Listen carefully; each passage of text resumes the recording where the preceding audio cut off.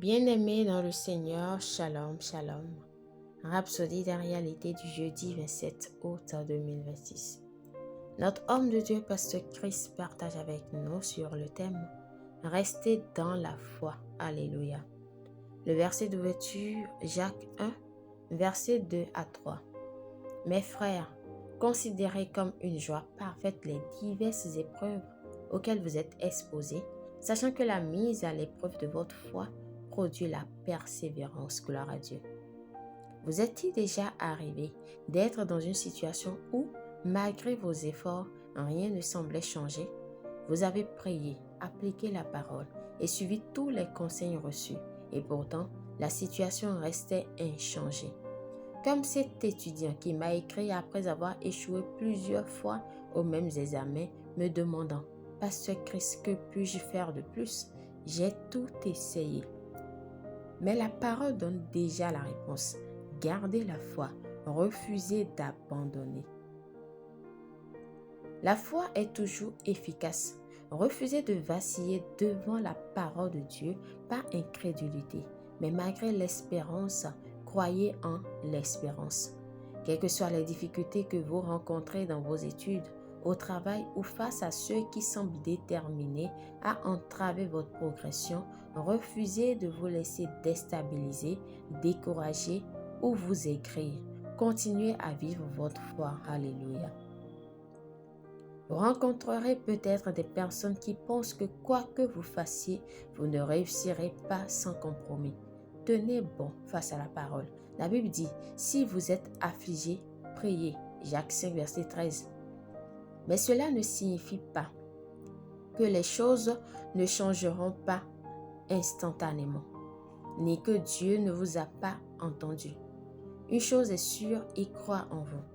Dieu sait qu'il vous a suffisamment préparé pour affronter la situation et la surmonter. C'est pourquoi vous ne reculez pas. Vous affrontez l'épreuve et vous la surmontez.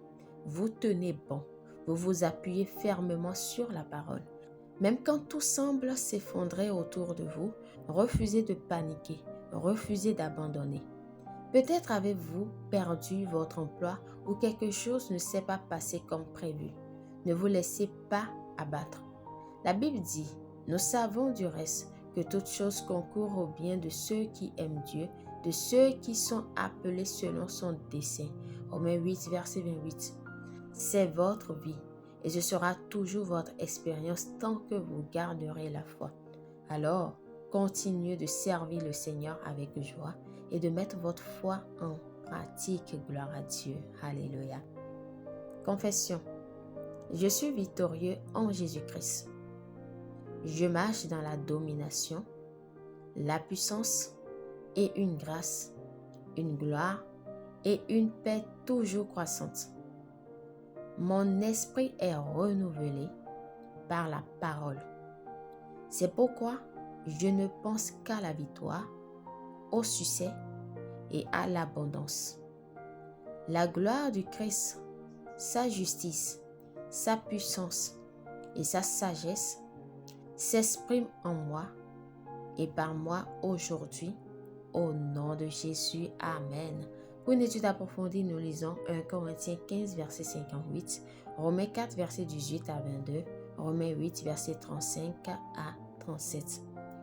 À présent, nous aimerions vous donner l'opportunité de naître de nouveau, de recevoir le Seigneur Jésus-Christ comme votre Seigneur et Sauveur. Si vous croyez en Jésus-Christ, faites donc cette prière de tout votre cœur et de manière à vous entendre et vous allez recevoir la vie éternelle. Alléluia. Alors dites, ô Seigneur Dieu, je crois de tout mon cœur en Jésus-Christ, Fils du Dieu vivant.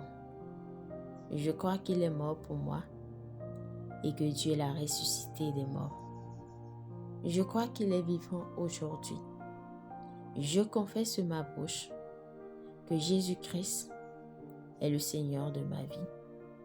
À partir de ce jour, en lui et par lui, j'ai la vie éternelle. Je suis né de nouveau. Merci Seigneur d'avoir sauvé mon âme. Je suis désormais un enfant de Dieu. Alléluia. Félicitations si vous avez fait cette prière. Vous êtes désormais un enfant de Dieu.